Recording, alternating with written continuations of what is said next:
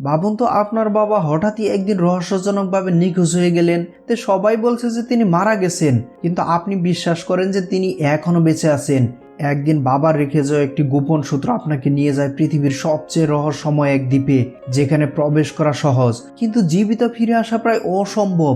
সেখানে লুকিয়ে আছে শত শত বছরের পুরনো এক ভয়ঙ্কর রহস্য, প্রাণঘাতী ফাঁদ আর এমন এক গুপ্তধনের সন্ধান যার জন্য অসংখ্য মানুষ নিজের জীবন দিয়েছে। শেষ পর্যন্ত কি সে তার বাবাকে খুঁজে পাবে, নাকি সেই দ্বীপই হবে তার শেষ ঠিকানা? তো চলুন দেখে নেই হলিউডের সেই বিখ্যাত সিনেমা টম রাইডারের সম্পূর্ণ গল্প।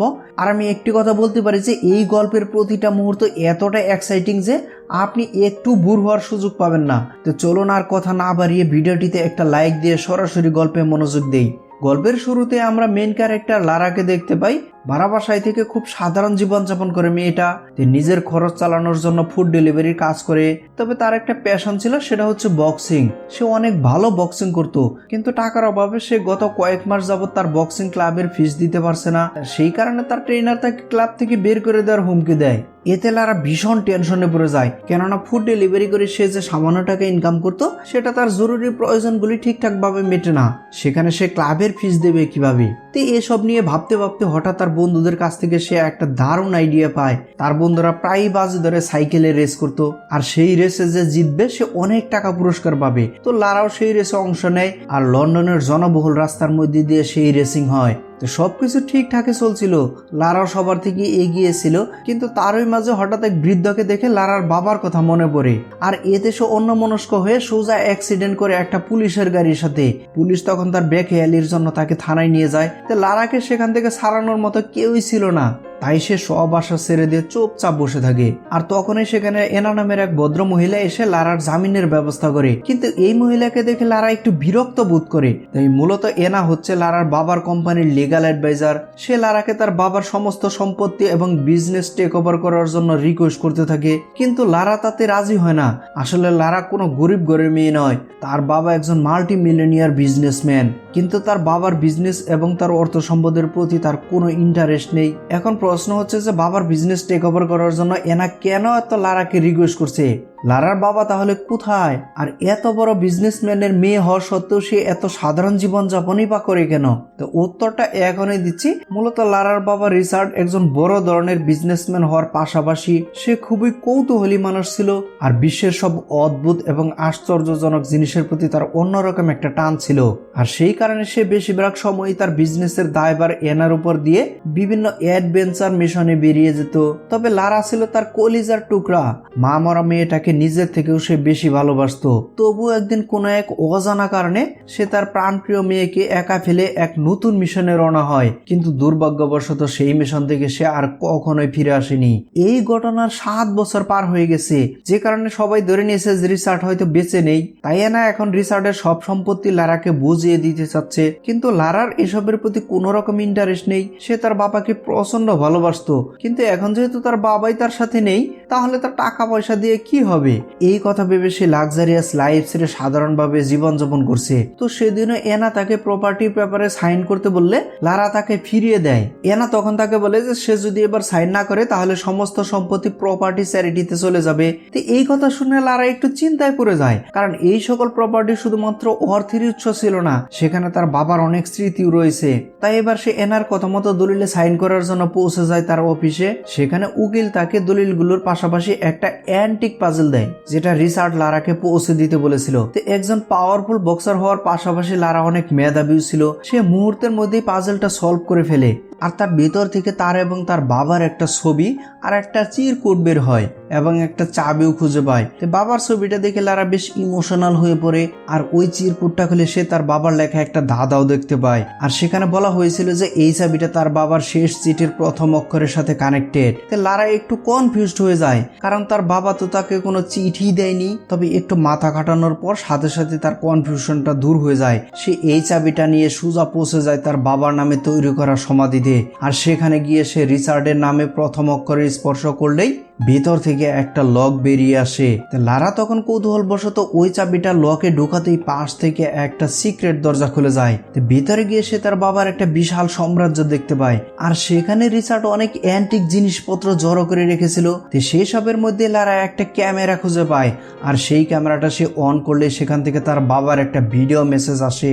সেখানে রিচার্ড বলেছিল যে এই ক্যামেরাটা হাতে পাওয়ার মানে সে অলরেডি মারা গিয়েছে, তাই লারাকে তার হয়ে একটা কাজ করতে হবে। এই রুমে হিমি নামের একটা বক্স আছে, আর সেই বক্সে যা কিছু আছে সেগুলোকে নষ্ট করে ফেলতে হবে।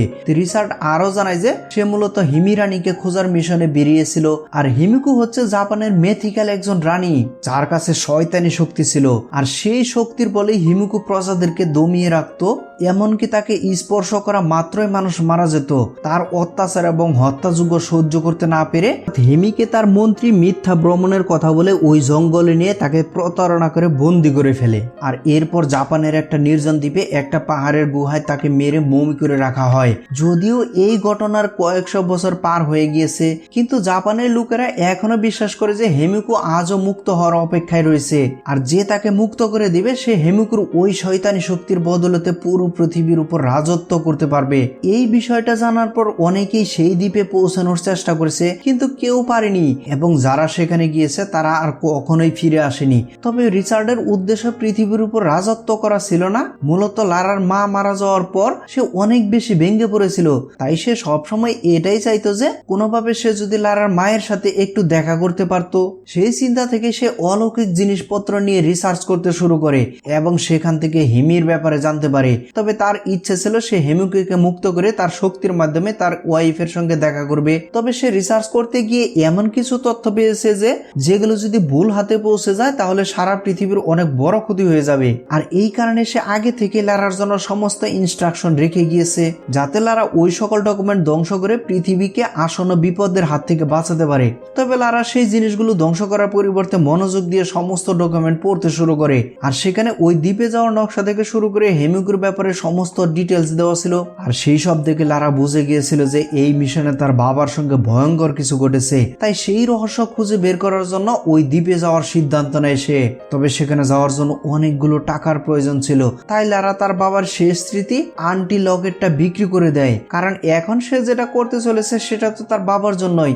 তো যাই হোক, এরপর সে জাপানের উদ্দেশ্যে রওনা হয়, আর সেখানে পৌঁছে সে সোজা চলে যায় সমুদ্র বন্দরে, কারণ ওই ডকুমেন্ট অনুযায়ী রিসার্চ সেখান থেকে একটা নির্দিষ্ট নৌকাতে করে ওই দ্বীপের উদ্দেশ্যে রওনা হয়েছিল। তো লারা সেই নৌকাটা খুঁজে বের করতে শুরু করে, আর এরই মাঝে তাকে ছিনতাইকারীদের হাতে পড়তে হয়। যে ছেলেগুলো তার ব্যাগ ছিনতাই করে নিয়ে পালাচ্ছিল, কিন্তু লারাও তাদেরকে ছেড়ে দেয় না, আর সে ওই ছেলেগুলোকে ধাওয়া করতে শুরু করে এবং একটা পর্যায়ে তাদেরকে ধরেও ফেলে। আর ছেলেগুলো তখন তাকে প্রাণে মেরে ফেলার হুমকি দেয়, কিন্তু লারা তাতে ভয় না পেয়ে কৌশলে তাদের কাছ থেকে ব্যাগটা ছিনিয়ে নিয়ে সে পালাতে শুরু করে।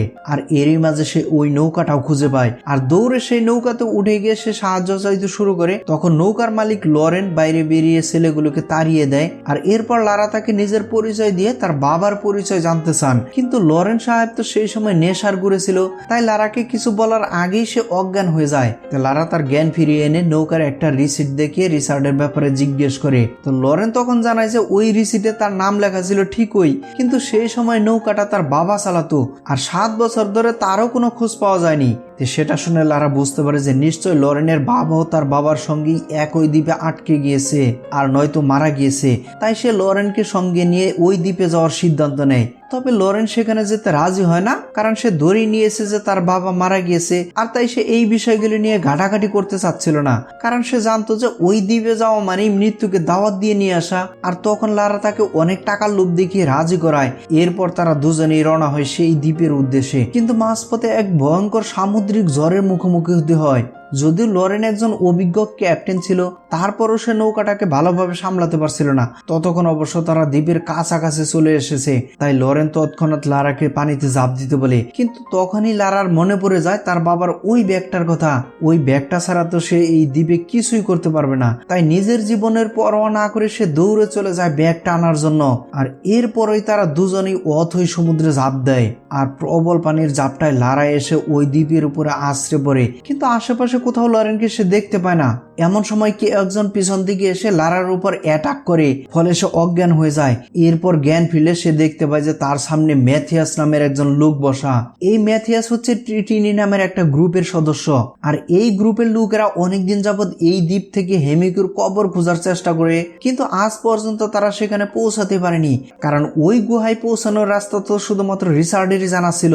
তাই সে সবার আগে লারার ব্যাগ থেকে রিচার্ডের সেই ডায়েরিটা বের করে নেয়, অর্থাৎ সে অলরেডি রিচার্ডের ডায়েরি থেকে সবকিছু পড়ে ফেলেছে। তার মুখে রিচার্ডের কথা শুনেই লারা একটু অবাক হয়ে যায়। সে জানতে চায় যে ম্যাথিয়াস রিচার্ডের ব্যাপারে কতটুকু জানে। তখন ম্যাথিয়াস নির্দ্বিধায় তাকে জানিয়ে দেয় যে রিচার্ডের ব্যাপারে সে সবকিছুই জানে। সে রিচার্ডের কাছে এই ব্যাপারে সাহায্য চেয়েছিল, ম্যাথিয়াস নিজেই তাকে মেরে ফেলেছে। এই কথা শুনে লারার মাথায় যেন আকাশ ভেঙে পড়ে। তবে ম্যাথিয়াস তাকে আশ্বস্ত করে যে সে লারাকে খুন করবে না, বরং সে তাকে ওই পাহাড়ের গুহায় পৌঁছানোর জন্য তাকে ব্যবহার করবে, আর যতদিন না তারা সেখানে পৌঁছতে পারবে ততদিন লারা তাদের কাছেই বন্দী থাকবে। এই সকল কথা শুনে লারা খুব টেনশনে পড়ে যায়। ম্যাথিয়াসের লোকেরা তাকে অন্যান্য বন্দীদের কাছে নিয়ে যেতে শুরু করে। বন্দী লোকগুলোর চোখে মুখে কষ্টের ছাপ এবং স্পষ্ট বোঝা যাচ্ছিল যে তারা মুক্তির অপেক্ষাতেই বেঁচে আছে। এরই মাঝে লারার দেখা হয় লরেনের সঙ্গে। লরেনকেও তারা বন্দী করে রেখেছে।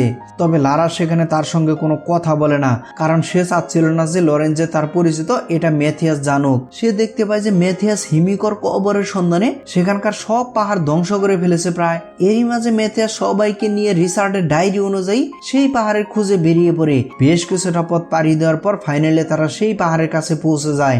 ম্যাথিয়াস সেটা দেখে খুবই খুশি হয়, কারণ পাহাড়ে যেহেতু পাওয়া গেছে তার মানে সেই রহস্যময় রানীর সন্ধানও পাওয়া যাবে। এমন সময় লরেন সুযোগ বুঝে লারাকে সেখান থেকে পালিয়ে যেতে বলে। লারাও তার কথা মতো পালাতে শুরু করলে ম্যাথিয়াসের লোকেরা তাকে ধাওয়া করে। তবে সৌভাগ্যবশত লারা তাদের চোখকে ফাঁকি দিয়ে সাগরের তীরে পৌঁছে যায়, কিন্তু সেখান থেকে সামনে যাওয়ার আর কোনো উপায় ছিল না। তাই সে ওই জায়গাতেই গা ঢাকা দিয়ে থাকার সিদ্ধান্ত নেয়। এরপর রাতে যখন সে রেস্ট করছিল তখনই ম্যাথিয়াসের একটা লোক সেখানে পৌঁছে যায়, আর সে লারাকে আবারও তাদের আস্তানায় নিয়ে যেতে চাচ্ছিল, কিন্তু লারা যেতে রাজি হয় না। আর তখনই শুরু হয় দুজনের মধ্যে তুমুল যুদ্ধ।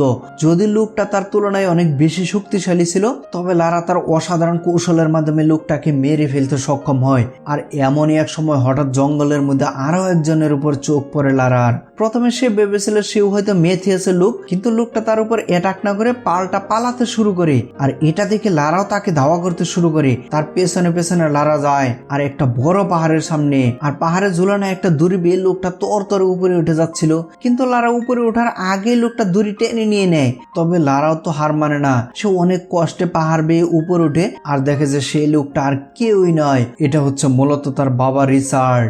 ম্যাথিয়াসের হাত থেকে পালিয়ে সে গত 7 বছর ধরে ওই পাহাড়ের গুহায় লুকিয়েছিল। একা থাকতে থাকতে সে এত বাজে অবস্থা হয়ে গেছে যে সে নিজের মেয়েকেও চিনতে পারে না। আসলে সে সবসময় লারাকে কল্পনা করত, তাই আজ তাকে বাস্তবে সামনে দেখেও সেটাকে নিজের কল্পনাই মনে করে। তাই তখন লারা তার বাবাকে প্রমাণ দেওয়ার জন্য হাতের ইশারায় সেই সাইনটা দেখায়, যেটা সব সময় তার বাবা তাকে দেখাতো। সেটা দেখে রিচার্ড বুঝতে পারে যে তার কল্পনা এটা কল্পনা নয়, লারা সত্যি সামনে এসেছে। তবে লারা অনেক আঘাত পেয়েছিল, সেটা দেখে রিচার্ড তার ক্ষতস্থানে সেলাই করে ওষুধ লাগিয়ে দেয়। এরপর লারা শান্তিতে তার বাবার কোলে ঘুমিয়ে পড়ে। পরদিন সকালে চোখ খুলতেই লারা দেখতে পায় যে তার আশেপাশে কেউই নেই। সে ধরে নেয় যে তার বাবা হয়তো আবারও তাকে ফেলে পালিয়ে গেছে, কিন্তু লারা গুহা থেকে বেরিয়ে এসে দেখে যে রিচার্ড দাড়ি শেভ করছে। এতদিন পরে মেয়ের সঙ্গে দেখা হয়েছে, তাই একটু নিজেকে ফিটফাট করতেই হবে। তো সেখান থেকে কথায় কথায় লারা যখন তার বাবাকে জানায় যে তার সেই ডায়েরিটা ম্যাথিয়াসের হাতে পড়েছে, তখন রিচার্ড প্রচন্ড রেগে যায়, কারণ লারা যদি তার কথা মতো সমস্ত ডকুমেন্ট নষ্ট করে ফেলে দিত তাহলে ম্যাথিয়াস ওই পাহাড় পর্যন্ত পৌঁছাতেই পারতো না। লারা তখন তার বাবাকে বোঝানোর চেষ্টা করে যে সে শুধুমাত্র তার বাবার ব্যাপারে জানার জন্যই ওই ডকুমেন্টগুলো অক্ষত অবস্থায় রেখেছিল, কিন্তু রিচার্ডের তাতেও রাগ কমে না। তখন লারা তাকে জানায় যে ম্যাথিয়াসের কাছে একটা স্যাটেলাইট ফোন আছে, সে ওই ফোনের মাধ্যমে বাইরে যোগাযোগ করে। যদি রিচার্ডরা সেই ফোনটা কোনোভাবে হাসিল করতে পারে তাহলে বাইরে যোগাযোগ করতে পারবে না, এবং সেটা দিয়ে তারা নিজেদের জন্য সাহায্যের ব্যবস্থা করতে পারবে। কিন্তু রিচার্ড তাকে সতর্ক করে দেয় যে সেখানে গেলেই মেথিয়াসের লোকেরা তাদেরকে মেরে ফেলবে। কিন্তু লারা সেসবের তোয়াক্কা করে না। সে তার বাবার তীর ধনুক নিয়ে মেথিয়াসের সৈন্যদের সাথে লড়াই করতে রওনা হয়। সে খুবই কৌশলে চুপিসারে মেথিয়াসের আস্তানায় গিয়ে প্রথমে লোরেন সহ বাকিদেরকে মুক্ত করে, তারপরে সবাই মিলে মেথিয়াসের লোকদের সাথে লড়াই করতে শুরু করে আর সেখান থেকে পালানোর রাস্তা খুঁজতে থাকে। আর এরই মাঝে রিসার্চ পৌঁছে যায় হেমিকুর সেই পাহাড়ে। সে ভেবেছিল যে মেথিয়াস সেখানে পৌঁছানোর আগে সে ভিতরে ঢুকে হেমিকুকে মুক্ত করবে, কিন্তু দুঃখের বিষয় হচ্ছে আগে থেকে মেথিয়াস সেখানে পৌঁছে গেছে। সে রিসার্টকে বন্দি করে ওই গুহার দরজা খুলতে বলে, কিন্তু রিসার্ট কোনো মতেই খুলতে রাজি হয় না। এমন সময় সেখানে লারা চলে আসে। সে মেথিয়াসকে ভয় দেখে তার বাবাকে ছাড়ানোর জন্য চেষ্টা করে, কিন্তু মেথিয়াস উল্টে রিসার্টকে আটক বানিয়ে লারাকে ব্ল্যাকমেইল করতে শুরু করে। লারা যদি তার বাবাকে মুক্ত করতে চায় তাহলে যেন তাদের মধ্যে কেউ যেন এই গুহার দরজাটা খুলে দেয়। রিসার্ট তখন বোঝায় যে পুরো পৃথিবীকে বাঁচানোর জন্য যদি তাকে মরতেও হয় তাতেও কোনো বড় ক্ষতি হবে না, কিন্তু লারা সেটা করতে রাজি ছিল না। এতদিন পর বাবাকে খুঁজে পেয়ে সে আবারও তাকে হারাতে চায় না, তাই বাধ্য হয়ে সে মেথিয়াসের প্রস্তাবে রাজি হয়ে যায়। এরপর সে নিজেই গুহার দরজা খুলতে শুরু করে। দরজাটা খুলে যাওয়ার পর মেথিয়াস লারাকেই সর্বপ্রথম ভেতরে পাঠায়, যেন ভেতরে কোনো রকম সমস্যা হলে ক্ষতিটা লারারই হয় আর তারা সবাই বেঁচে যায়। তো লারা ভালোভাবে গুহার ভিতরে ঢোকার পর বাকিরাও তার পেছনে পেছনে চলে আসে। এরপর তারা ধীরে ধীরে সামনের দিকে এগোতে শুরু করে।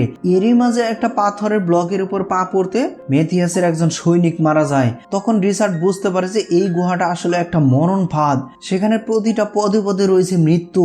কিছুটা সামনে এগোতেই লারা একটা গভীর খাদ দেখতে পায়, আর খাদটা এতটা গভীর ছিল যে ভিতরে কিছুই দেখা যাচ্ছিল না। তখন মেথিয়াস একটা মশাল ছুড়ে দিলে দেখা যায় যে ওই খাদের ভিতরে অসংখ্য মানুষের কঙ্কাল পড়ে আছে, অর্থাৎ বেশিরভাগ মানুষই এই খাদ পার হতে পারেনি। তাছাড়া ওপার যাওয়ার জন্য কোনো রাস্তাও ছিল না, তাই তারা একটা সিঁড়ি ব্রিজের মতো খাদের উপর বসিয়ে দেয়। আর এইবারও লারাকেই প্রথমে পাঠাতে হয়, যাতে কোনো বিপদ হলে লারাই আগে ফেসে যায়। তবে সৌভাগ্যবশত লারা এবারও সাকসেসফুলি ওপারে যেতে সক্ষম হয়। এরপর বাকিরাও সেই ব্রিজ পার হয়ে ওপারে গিয়ে হেমিকুর সেই সমাধিটা খুঁজতে শুরু করে। কিছুটা সামনে এগোনোর পর তারা দেয়ালে কিছু অদ্ভুত লেখা দেখতে পায়। সেখানে লেখা ছিল, মৃত্যুরানী রাতকে দিন করতে পারে, মানুষকে বাঁচানোর জন্য তাকেই মরতে হবে। রিসার্চরা কেউই এই কথার মানে বুঝতে পারে না।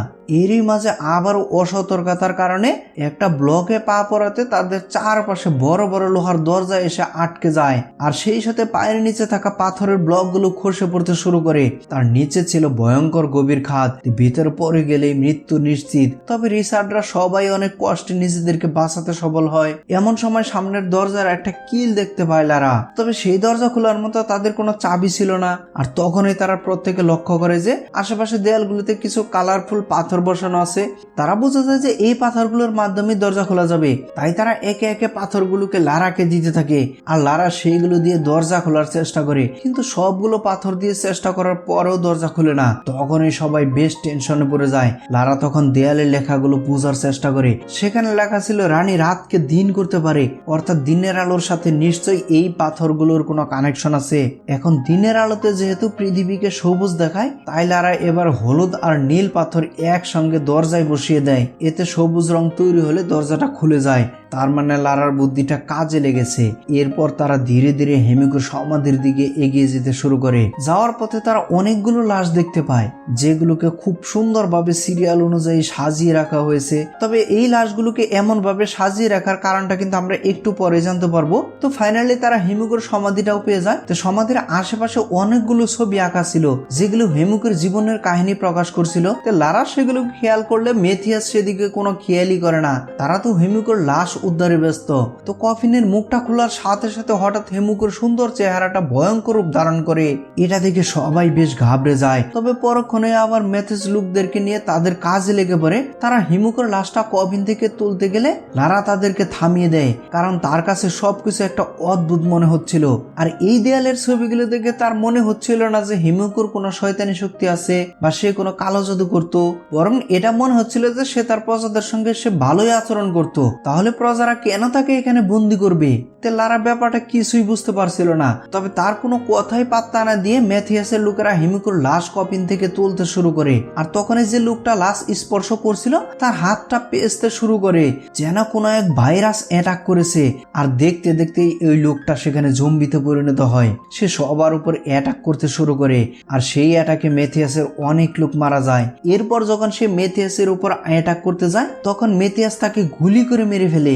এসব দেখে লারার সবকিছু পরিষ্কার হয়ে যায়। আসলে হেমিকোর কাছে কোনো শয়তানি শক্তি ছিল না এবং সে কোনো কালো জাদু করতো না, বরং তার শরীরে এমন একটা ভাইরাস ছিল যেটা মানুষের সংস্পর্শে আসলে সেই ব্যক্তি জম্বিতে পরিণত হয়। তখন লারা দেয়ালে এই কথাগুলোর কথা মনে পড়ে। সেখানে লেখা ছিল মানুষকে বাঁচানোর জন্য তাকে মরতে হবে। তার মানে হেমিকোকে কেউ এখানে বন্দি করেনি, সে নিজেই স্বেচ্ছায় এখানে বন্দি হয়েছে যাতে তার কারণে তার প্রজাদের কোনো ক্ষতি না হয়। এবং রানীর বলিদানের কথা ভেবে তার নিজের এই ভাইরাসের ইনফেকশনের ভয়ে তার সৈন্যরাও সুসাইড করে নিয়েছে। যে লাশগুলো বাইরে সুন্দরভাবে সিরিয়াল মতো সাজানো ছিল সেটাই ছিল তার সৈন্যদের লাশ। কিন্তু এত কিছু জানার পরেও মেথিয়াসের লোভ কমে না। সে কোনো মতে হেমিকোর একটা আঙ্গুল কেটে পলিথিনে করে পকেটে রেখে দেয় যাতে সেটা সে তার বসকে দিতে পারে। আর এখান থেকেই আরো একটা রহস্য জানা যায়। আসলে ট্রিটিনি গ্রুপের লোকেরা কোনো শয়তানি শক্তি পাওয়ার আশায় হেমিকোর খোঁজ করছিল না, তারা আগে থেকে হেমিকোর শরীরে থাকা ভাইরাসের ব্যাপারে জানতো আর তার শরীর থেকে এই ভাইরাসটা তার পুরো পৃথিবীতে ছড়িয়ে দিতে চাচ্ছিল যাতে সেটার অ্যান্টিসিড তৈরি করে চড়া দামে বিক্রি করতে পারে। এতে তারা রাতারাতি অনেক ধনী হয়ে যাবে। কিন্তু রিচার্ড তো জেনে শুনে এত বড় অঘটন ঘটতে দিতে পারে না, তাই সে মেথিয়াস এবং তার লোকদেরকে বাধা দেওয়ার চেষ্টা শুরু করে। এতে দুই গ্রুপের মধ্যে শুরু হয় তুমুল যুদ্ধ। রিচার্ড মেথিসের সাথে লড়াই চালিয়ে যায় আর লারা বাকিদের সামলাতে থাকে। লড়াই করতে করতে একটা পর্যায়ে লারা সেই সৈন্যদের সাজানো লাশের কুঠুরে গিয়ে লুকিয়ে পড়ে, কিন্তু মেথিয়াসের লোকেরা তাকে সেখান থেকে খুঁজে বের করে। লারা তাদের হাত থেকে পালাতে গিয়ে ফ্লোরে থাকা একটা পাথরের ব্লক দেখতে পায়। সে ইচ্ছাকৃতই ওই ব্লকে পা রাখে, কারণ সে জানতো যে ওই ব্লকে পা রাখলে কোনো না কোনো ভাবে তাদের উপর অ্যাটাক করা হবে। আর হয় ঠিক সেইটাই, একটা বিশাল কাঁটাযুক্ত রড তাদের দিকে দিয়ে আসতে থাকে। লারা কোনো মতে সেটা থেকে বেঁচে গেলেও মেথিয়াসের লোকেরা বাঁচতে পারে না। এদিকে আমরা দেখতে পাই যে সেই জম্বিটা আবার জেগে উঠেছে। সে রিচার্ডের উপর অ্যাটাক করতে গেলে রিচার্ড অনেক কষ্টে তাকে মেরে ফেলতে সক্ষম হয়, কিন্তু দুর্ভাগ্যবশত ওই জম্বির সংস্পর্শে রিচার্ডও ইনফেক্টেড হয়ে যায়। আর সেই সুযোগে মেথিয়াস সেখান থেকে পালাতে শুরু করে।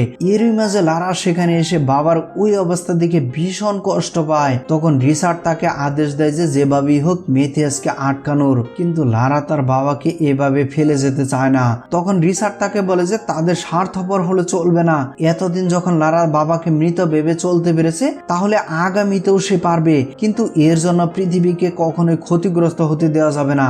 এই বলে সে লারাকে জোর করে মেথিয়াসের পেছনে পাঠিয়ে দেয় আর নিজেও এই গুহাটা ধ্বংস করে দেওয়ার জন্য বোমা সেট করতে শুরু করে। মেথিয়াস ততক্ষণে ব্রিজের কাছে পৌঁছে গিয়েছে।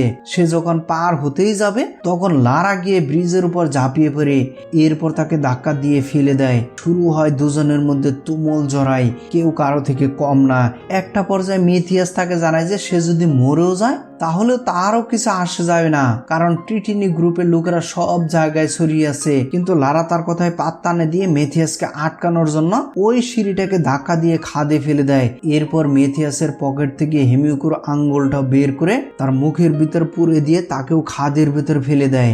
এরই মাঝে রিচার্ড ভেতরে বুম ব্লাস্ট করে দিলে পাহাড়ে ধস নামে, ভেতরের সব কিছু ভেঙে পড়তে থাকে। কিন্তু এসব দেখেও লারা হার মানে না।